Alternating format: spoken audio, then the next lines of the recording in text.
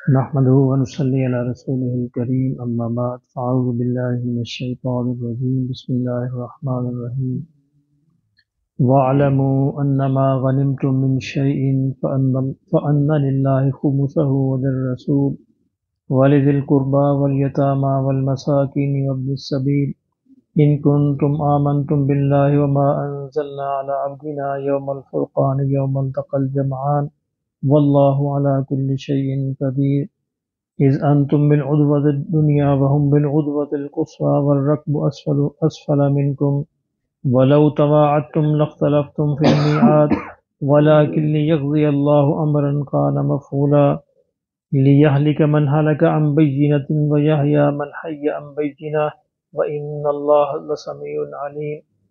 إذ يريكهم الله في منامك قليلا ولو أراكهم كثيرا لفشلتم ولتنازعتم في الأمر ولكن الله سلم إنه عليم بذات الصدور وإذ يريكموهم إذ التقيتم في أعينكم قليلا ويكللكم في أعينهم ليقضي الله أمرا كان مفعولا وإلى الله ترجع الأمور صدق الله العظيم۔ آپ کو یاد ہے کہ سورہ غزوہ بدر کی بات ہو رہی ہے، اور غزوہ بدر کے پس منظر میں مال غنیمت کا ذکر چل رہا تھا، اور اس صورت کے شروع میں اللہ رب العزت نے یہ فرمایا تھا کہ مال غنیمت جو بھی ہے سارے کا سارا اللہ کے رسول کا ہے۔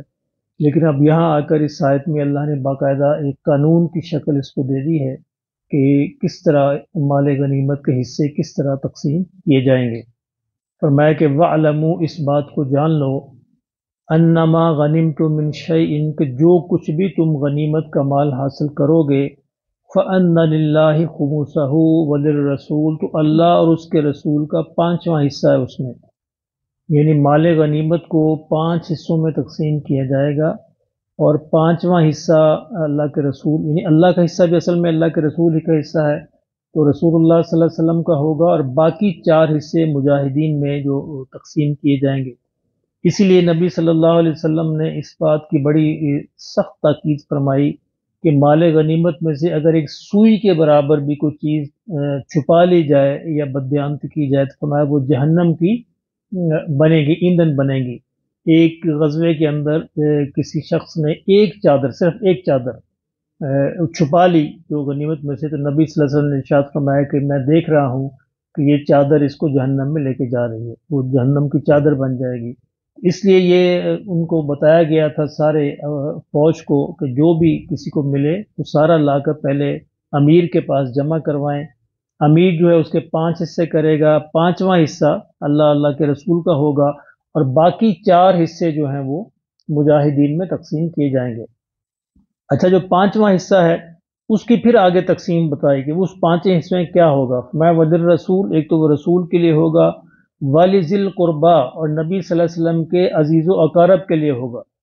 کیونکہ نبی صلی اللہ علیہ وسلم مدینہ میں ریاست کے ملنے کے بعد، مدینہ کی ریاستی ذمہ داری کے بعد آپ کچھ کمانے کا کام نہیں کر سکتے تھے، تو اللہ نے اس طرح انتظام فرمایا کہ 5واں حصہ ہوگا، وہ خود بھی خرچ کریں اور اپنے رشتہ داروں پر بھی خرچ کریں۔ وَلِذِي الْقُرْبَى وَالْيَتَامَى وَالْمَسَاكِينِ، اور وہ اسی میں سے پھر یتیموں کا حصہ بھی ہوگا، مسکینوں کا بھی ہوگا، وَابْنِ السَّبِيلِ، اور مسافروں کا۔ یعنی اصل میں یہ حصہ بھی لوگوں کا ہی تھا، نبی صلی اللہ علیہ وسلم پھر سارا اس کو بھی یتیموں میں، مسکینوں میں، مسافروں میں تقسیم کر دیتے تھے۔ آپ اندازہ فرمائیں کہ نبی صلی اللہ علیہ وسلم کتنی ترجیح دیتے تھے باقی حصوں کو۔ ایک غزوے میں آپ کو یاد ہے وہ مشہور واقعہ کہ سیدہ فاطمہ رضی اللہ تعالی عنہا نے کہا کہ ایک غلام مجھے دے دیں تاکہ میرے بھی گھر کے کام ہے۔ وہ غزوے کے اندر ہی یہ مال غنیمت میں آئے ہوئے تھے، تو حضور نے فرمایا نہیں، یہ پہلے عام مسلمانوں غریبوں کا حق ہے، یعنی اپنی بیٹی کو ترجیح نہیں دی، کہا کہ تم جو ہے تسبیحات فاطمہ پڑھا کرو، اور وہ بھی یتیموں کو، مسکینوں کو اور غریبوں کو تقسیم کر دی۔ نبی صلی اللہ علیہ وسلم کا اپنا جو حصہ تھا وہ بھی اصل میں انہی لوگوں کے اندر تقسیم ہوتا تھا۔ فرمایا کہ اب یہ مال غنیمت کا قانون ہے کہ 5واں حصہ اللہ کے رسول کا، اور وہ 5واں حصہ بھی پھر آگے مزید تقسیم ہوگا، اور 4 حصے جو ہیں وہ مجاہدین کو دیے جائیں گے۔ ان کنتم آمنتم باللہ، فرمایا دیکھو مسلمانوں، اگر تم اللہ پر ایمان رکھتے ہو تو پورے کا پورا مال غنیمت جو ہے وہ تم جمع کروانا ہوگا۔ وما انزلنا علی عبدنا یوم الفرقان یوم التقى الجمعان، اور اگر تم اس نصرت پر ایمان رکھتے ہو جو اللہ نے نازل کی تھی اپنے بندے پر، یعنی غزوہ بدر اللہ کی براہ راست نصرت کا نتیجہ تھا جو فتح تھی، اور میں اگر تم اس پر ایمان رکھتے ہو جب دونوں فوجیں آمنے سامنے جمع ہوئیں اور اللہ نے جو نصرت عطا فرمائی تم نے اپنی آنکھوں سے دیکھ لی، تو پھر یہ یقین کر لو کہ تمہیں یہ بھی اسی طرح کرنا ہے، کیونکہ اللہ اس کو بھی دیکھ رہا ہے۔ مال غنیمت کے اندر اگر تم کوئی کمی بیشی کرو گے تو اللہ اس کو بھی دیکھ رہا ہے۔ واللہ علی کل شیء قدیر، اور فرمایا کہ اس بات کو جان لو کہ اللہ ہر چیز پر قادر ہے۔ اذ انتم بالعدوۃ الدنیا، اب پھر مسلمانوں کو یاد کروایا جا رہا ہے کہ اس غزوے کے اندر اللہ نے کیسے کیسے کس طریقے سے ان کی مدد فرمائی، تو میں ذرا اس وقت کو بھی یاد کرو، اذ انتم بالعدوۃ الدنیا، کہ جب تم ادھر نیچے والے ادھر نزدیک والے کنارے پہ تھے۔ اس کا کیا مطلب ہے کہ تم اس کنارے پر تھے جو مدینہ کے قریب تھا، یعنی جس میدان بدر میں جب فوجیں جمع ہوئی تو مسلمان اس کنارے پر تھے جو قریب تھا مدینہ کے، وہم بالعدوۃ القصویٰ، اور جو کفار تھے وہ دور والے کنارے پہ تھی، مکہ والی سائڈ پہ تھے، والرکب اسفل منکم، اور جو قافلہ تھا، یعنی اس کے اندر تیسرا فریق وہ تجارتی قافلہ بھی تھا، اور فرمایا قافلہ نیچے تھا یعنی ساحل کی طرف ان سے کچھ میل دور تھا۔ تو یہ تین پوزیشنیں تھی اس میدان کے اندر۔ فرمایا کہ وَلَوْ تَوَاعَدْتُمْ لَاخْتَلَفْتُمْ فِي الْمِيعَادِ، اللہ نے فرمایا کہ اگر تم یہ جنگ جو ہے، اگر تم وَلَوْ تَوَاعَدْتُمْ آپس میں کوئی وعدہ کر کے کوئی تاریخ طے کر کے کرتے، یعنی جنگوں کا ایک طریقہ تو یہ تھا کہ دشمن باقاعدہ چیلنج دیتا تھا اور کہتا تھا میں فلاں تاریخ کو آؤں گا میرا مقابلہ کرو، تو اللہ نے فرمایا اگر تم اس طریقے سے کرتے، آپس میں کوئی وعدہ کر لیتے، لَاخْتَلَفْتُمْ فِي الْمِيعَادِ، فرمایا تم یقیناً اس وعدہ کے آگے پیچھے ہو جاتے، یعنی تمہارے لیے ممکن نہیں تھا کہ باقاعدہ ان کے چیلنج کو قبول کر کے جنگ کرنا۔ وَلَٰكِن لِيَقْضِيَ اللَّهُ أَمْرًا كَانَ مَفْعُولًا، لیکن اللہ کو کچھ اور ہی منظور تھا، اور اللہ یہ چاہتا تھا کہ اللہ کے ہاں جو طے ہے وہ وعدہ پورا ہو کر رہے،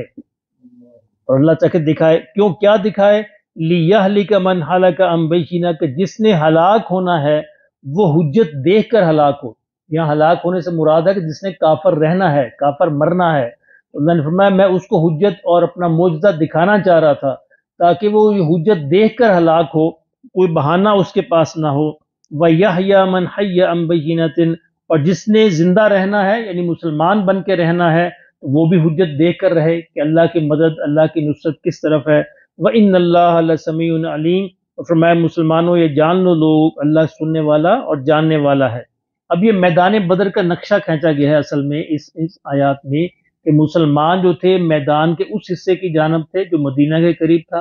کفار میدان کے اس جانب تھے جو مکہ کے قریب تھا، اور تیسرا فریق جو قافلہ تھا وہ ساحل کے ساتھ ساتھ چل رہا تھا نیچے کی جانب، چند میل ان سے دور تھا۔ اور میں یہ ایک منظر تھا، یہ پوری سچویشن تھی اس کی، اور میں یہ سچویشن تو اللہ نے بنا دی تھی، اگر تم لوگ آپس میں کوئی چیلنج دے کر ایک دوسرے کو نکلتے، فرمایا وہ پورا کرنا تمہارے بس میں نہیں تھا، پھر بھی وہ پورا نہ ہو سکتا، لیکن اللہ کے ہاں یہ منظور تھا کہ اللہ کا جو منظور تھا کہ وہ اللہ دکھا کر رہے یہ بینہ، یہ حجت اور یہ معجزہ، تو اللہ نے اس کو پورا کرنا ہی کرنا تھا۔ اس طرح تم لوگ جو تھے آمنے سامنے نکلے بغیر اسباب کے، اور اللہ نے اپنی حجت اور معجزہ دکھایا۔ اِذْ یُرِیکُہُمُ اللَّهُ فِی مَنَامِکَ قَلِیلًا، فرمایا اس وقت کو بھی یاد کرو جب اللہ تمہارے خواب میں کافروں کو بہت کم دکھا رہا تھا۔ نبی صلی اللہ علیہ وسلم کو خواب آیا اس رات، اور حضور صلی اللہ علیہ وسلم نے خواب میں دیکھا کفار تو کچھ بھی نہیں ہے، تو 100-200 کے قریب ہیں، اور آپ نے صبح اٹھ کے اپنے ساتھیوں کو بتایا کہ وہ تو بہت کم ہیں، اس سے ان کا حوصلہ بڑھ گیا، یعنی اللہ نے کافروں کی اصل تعداد کو کم کر کے دکھایا، اور میں اس وقت کو بھی یاد کروں، یہ بھی ہماری مدد تھی، یہ بھی معجزہ تھا۔ وَلَوْ أَرَاكَهُمْ كَثِيرًا لَفَشِلْتُمْ، تو میں اگر تم ان کو ان کی زیادہ تعداد میں دیکھتے تو یقیناً جو ہے تم ہمت چھوڑ جاتے،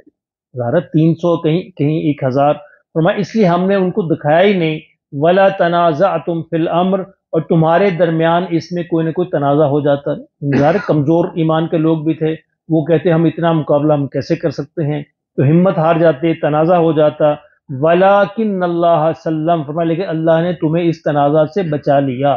یہ بھی اللہ کی مدد تھی۔ فرمایا یہ ساری مددیں، اب دیکھیے کتنی امداد ہے، اللہ کی نصرت ہے جو اللہ گنوا رہا ہے۔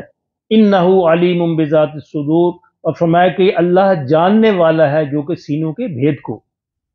وَإِذْ يُرِيكُمُوهُمْ إِذْ الْتَقَيْتُمْ فِي، اچھا اب دوسرا مرحلہ بتایا، ایک تو رات کو خواب آیا، اور ایک پھر جب دونوں فوجیں آمنے سامنے ہوئی دن کے وقت میں، تو اس وقت بھی فرمایا کہ جب اللہ نے دکھایا انہیں، جب دونوں فوجیں آمنے سامنے ہوئی، فی اعینکم قلیلا، تمہاری آنکھوں میں بہت کم، یعنی جب آمنے سامنے کھڑے ہوئے تب بھی اللہ نے دکھایا مسلمانوں کو، وہ تو بہت کم ہے،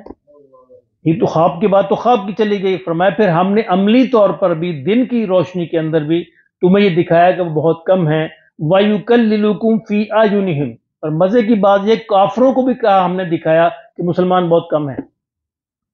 یعنی کافروں کو بھی یہ کہا کہیں وہ دوڑ نہ جائیں، یعنی اللہ چاہتا تھا کہ میدان میں مقابلہ ہو اور پتہ چلے کہ اللہ کی نصرت کس طرف ہے، دونوں کو دکھایا، کافروں کو بھی یہ دکھایا مسلمان تو اس سے 100 150 ہیں، کوئی ہے ہی نہیں، تو ہم تو ان کو بھی یہ کہا کہ وہ بھاگے نہ اور مقابلہ کریں، اور مسلمانوں کو بھی یہ دکھایا کہ وہ بھاگے نہ مقابلہ کریں تاکہ پتہ چلے کہ اللہ کی مدد کس طرف ہے، لِيَقْضِيَ اللَّهُ أَمْرًا كَانَ مَفْعُولًا، میں کیوں کہ اللہ یہ چاہتا تھا کہ اللہ کے ہاں جو امر طے ہو چکا ہے وہ پورا ہو کے رہے،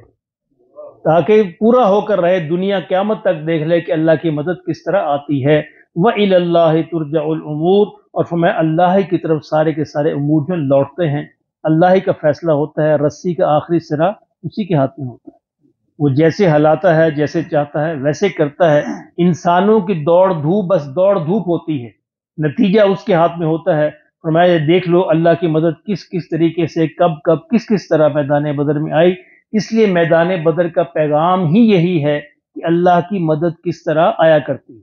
اللہ ہمیں سمجھ نصیب فرمائے۔